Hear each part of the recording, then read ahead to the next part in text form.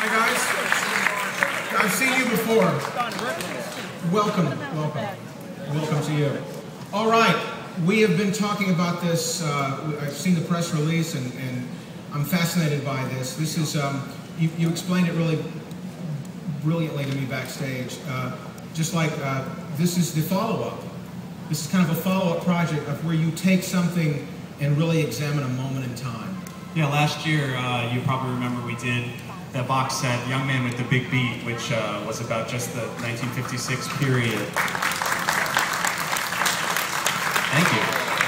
And, you know, so what we sort of thought was interesting was just taking these very specific moments from Elvis's career and saying, you know, getting as deep as possible into that, you know, with photography and commentary, liner notes, and just making it like as special as it possibly can be. So we thought, you know, we were here last year, and we all sat in a room and said, all right, well, what's next? And we said, well, it will be the 40th anniversary of the Madison Square Garden shows. So we just started thinking about it and planning it and researching it, and Ernst found some wonderful things, so. Well, you know, it's research, as you all know, and the fan clubs where you know, finding new material is both a challenge, but it's also tiresome in the way that 9 times out of 10 your lead leads absolutely nowhere. And the story about this, I'll give you a little longer version of it because it actually truly is what research is about.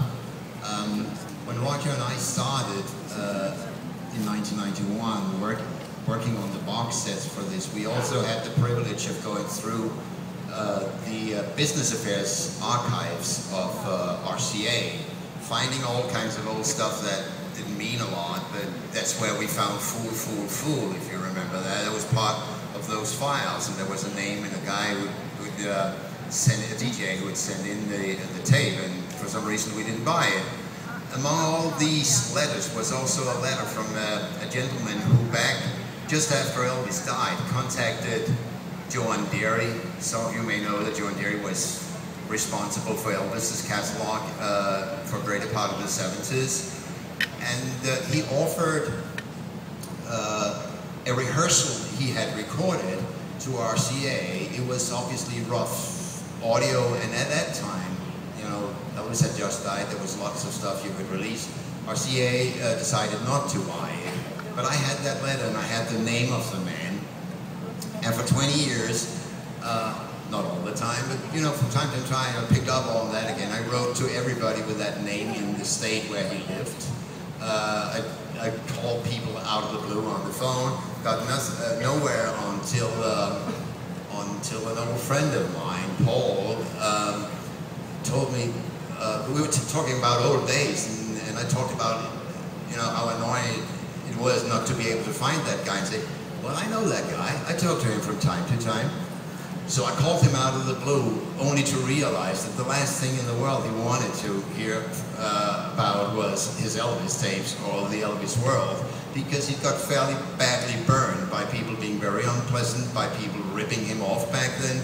He didn't want to have anything to do with it. So we get into talking, and after a while, it's, you know, it's a question of building trust and being reasonable about it.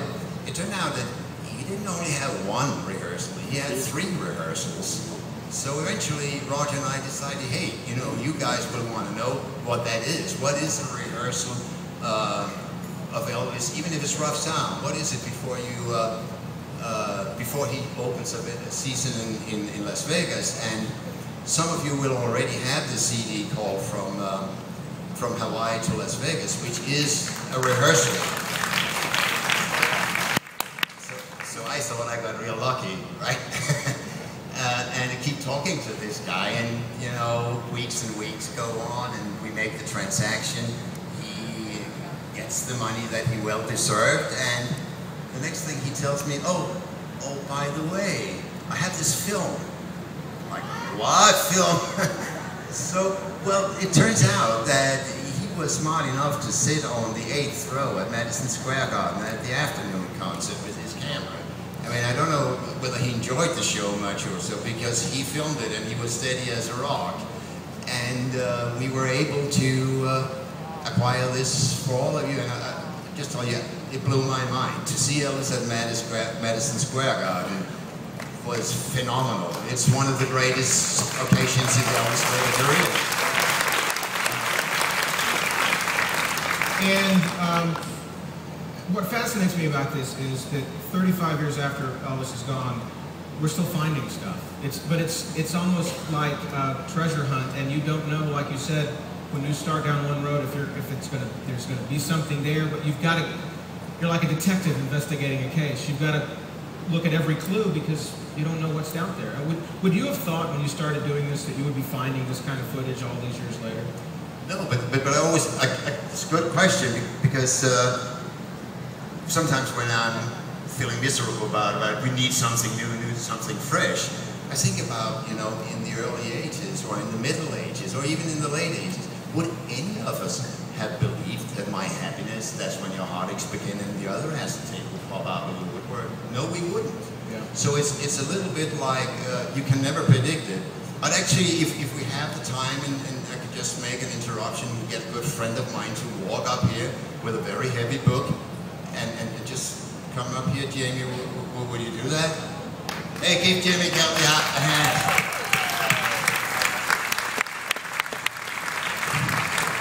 Jamie, would you hold that up? Because that's another thing.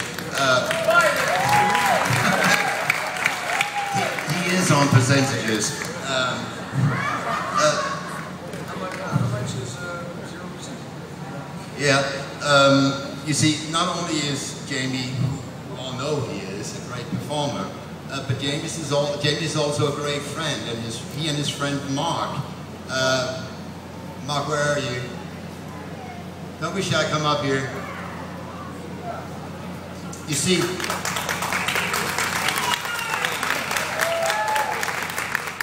what Tom talked about, I mean, finding these things, how much of a miracle it is, we can only do that if we all work together, if we're willing to share information, to help each other dig up stuff. And it has to be brief, but either Jamie or Mark, please tell me how you helped me with the audio on this.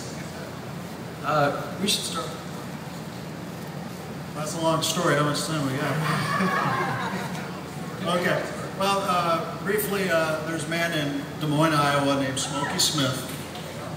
He's an old producer, country music promoter and disc jockey. He went to Meridian, Mississippi in 1955 to witness a country music festival, a big one.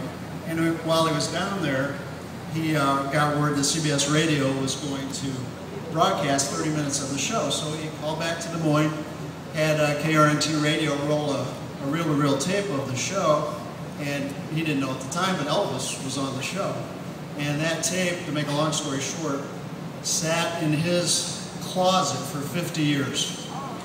And until we talked to him and basically talked him into talking to Ernst here, and within 24 hours, Ernst had a deal made.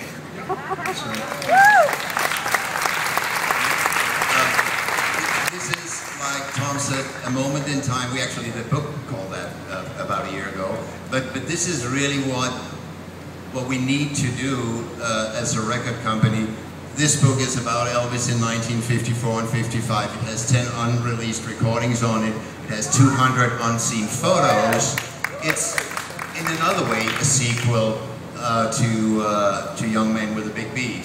Historically, it comes first. And this is all driven about what becomes available. You know, I'd love to do Elvis in 57 with 200 photos of Elvis in a gold suit and an unreleased concert. I just don't have it.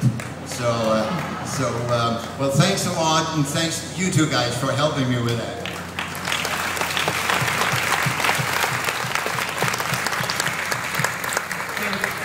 And Roger, for you, your contribution to this team.